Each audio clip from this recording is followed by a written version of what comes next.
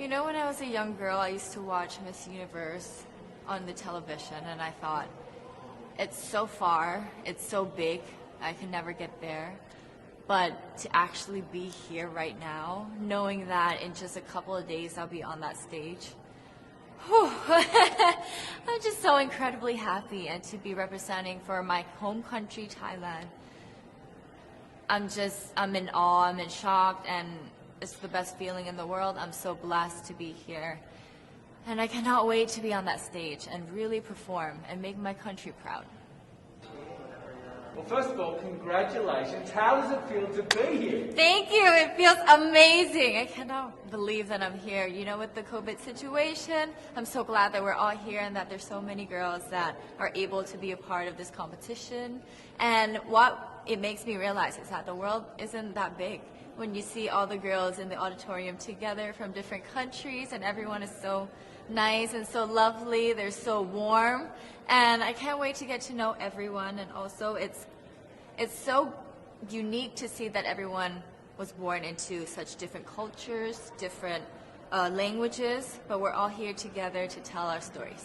And tell me about your journey, your road to getting here, you know. Just I know you obviously was Thailand, but the physical journey to get here, did you just hop on a plane and get here and it was that easy or no?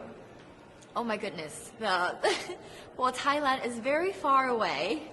That's one thing. And I really had to, it wasn't a struggle to get the visa, but it was a long process. And when I got the visa, I was very excited. But the journey here, the physical journey, if you can believe it, it was more than 30 hours, all the way from Thailand, yes. So I had to make a stop at Istanbul, and the layover was 8 hours there. Oh my goodness. But it was so amazing. I'm so blessed that some of my teams were able to come with me as well, my national directors. So they were there to keep me company, making sure that I'm okay, and, you know, giving all the support. And in a world of COVID where you can't have family and friends, you know, come with you potentially, Yes. How important is that support here on the ground? How important is it to know that, you know, people at home are behind you? Oh my, it's absolutely everything. Knowing that you've got that support, it is the motivation that keeps me going every day. Every time I see a message online and they're saying that they're supporting Thailand, and you know, it's so nice to see the nation coming together to support their candidate, to support their representative, and it's just how a country thrives. Because we cannot thrive alone, we have to move forward together. Yeah. So I believe, though, that there are some super fans that did make it here. Can you tell me about those super fans that are just out there? Oh, they are so amazing. Every time I come down, they would be screaming, Thailand, Thailand, Thailand. We came down here at 7:30 in the morning and they're already there. I think they're camping out there. But they've been so supportive, and I actually know quite a few of them. Some of them are big YouTubers in Thailand and flew all the way here just for the competition. But you know, pageantry is so big in my home country, and it's almost like a national sport. So the whole country gets behind it. They're very supportive, you know, and they're just right behind you. And I just want to say thank you to them for being here. I know that not a lot of people were able to be here, but I want to say thank you, because every time I walk down and I hear Thailand, it makes me smile. It puts a smile on my face, and it makes me want to make my day better. I want to go better, and I want to go in with 100% to do whatever it takes. Wonderful. One last question, a couple of last questions. How has it been on the ground? How has, you know, the week sort of been unfolding? What is your day-to-day like? Give your fans at home and give our viewers a sense of what it's like. What is it like here? It is incredible. It's an incredible journey to have been able to meet all of the girls, because you know, when you know of each other online and you've been messaging, you're on WhatsApp, there's a WhatsApp group, you've been talking, but then to actually come here and meet them in reality, it's just a whole different feeling. And it's just so nice to get to know them better. and to know their stories, because each of them are so inspiring and they're so empowering, and they have different stories that make them the woman that they are today. And I think it's just unique to get to know them. In some countries, sport is like the national pastime. That's But in the Philippines, some might say that pageantry is the pastime. That's true. You know what? In the Philippines, we have pageants all over the places. Yes, we have pageants in the barangay, in school, national, local. That's why we really love Miss Universe. It's like it's giving pride and putting the Philippines back on the pedestal. That's why there's an added pressure as a candidate coming from a pageant-loving country. But it's a good pressure. I always look up to our former Miss Universe Philippines. They really did well in the competition. And now this is my time to show who I am, to offer what Rabiya can show to the rest of the universe. So I'm very happy, and at the same time, I'm excited to make all my kababayans proud, and hopefully I do. Why do you think it is that the Philippines love pageants? They have appreciation for beauty. We do love pageant because we used to think that we wanted to be included in the world, I have to be honest, in the Philippines, my skin color used to be not the standard of beauty. I was obsessed whitening my skin because these are the kinds of beauty queen we see on the mainstream. But things were different now.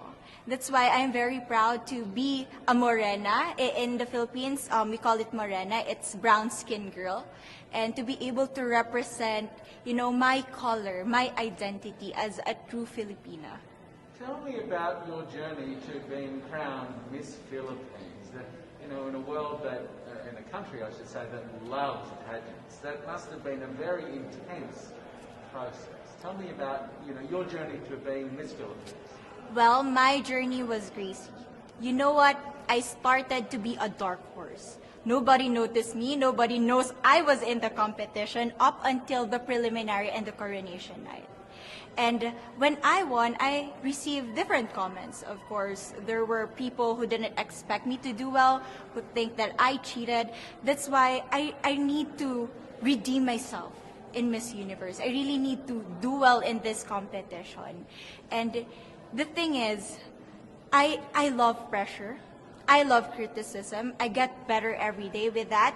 You tell me I cannot do that, I turn to you and I'm going to say that, no, I can do it for myself. Good for you. So how does it feel then to be on the global stage? How do you feel to be here in this moment, right now? It's crazy, but I'm overwhelmed with the support, not just from the Filipino community, but also from Thailand, Latin countries who do appreciate me as a candidate, as a person. It motivates me that I am beautiful, I can offer so much in this world, and when somebody believes in you, it gives you that extra energy to really do well and perform well. Do you have a sense with the girls, all of the girls competing, you're competing, but is there a sense of camaraderie with all of the girls? Is there a real spirit to, sort of motivate each other to do better? You know what? I have a different idea about Miss Universe. I thought it's going to be very competitive, in a healthy way, well, of course. But now I can see every girl helping each other, from fixing those hairs, from trying to zip up those outfits. It speaks of the closeness and the kind of camaraderie that we want to have. The goal of Miss Universe is not just to crown one girl, but also to build a genuine and long-lasting friendships among us. Would you say within the Miss Universe world, the contestants, is there a sisterhood? Are you sisters? There is sisterhood. I can say I was able to talk to different representatives from different backgrounds, different cultures. And despite our differences, there's so much to be highlighted in what binds us together. And that is because we want to empower women. We want to have our advocacies. We want to speak for the things that we love. And that's a celebration of women and the beauty that we have. So coming out of this week, obviously you would love to be crowned Miss Universe. Of course. And that would be wonderful, of course, for any of you. But what else will you take out of this week? What do you think you'll feel at the end of this week, regardless of the result? How will you be a different person? It's the growth and the development that I was able to have during preparing for this journey.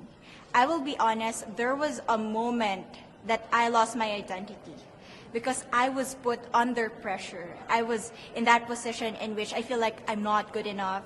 I'm not a good representative of my country, but I was able to bounce back stronger.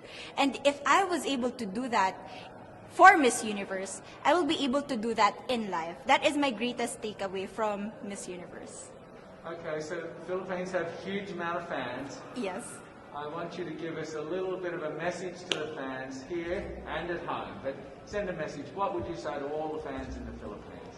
To all my fans from the Philippines and from all over the world, maraming salamat po. Thank you so much for loving me and for believing in me. It means a lot to somebody who is so naive in this industry, who has no idea how to become a beauty queen on the first day of my journey. But because of your love and support, I was able to be the woman that I am today. And regardless of the result, I may or I may not win the crown, but one thing is for sure, I'm gonna make you all proud.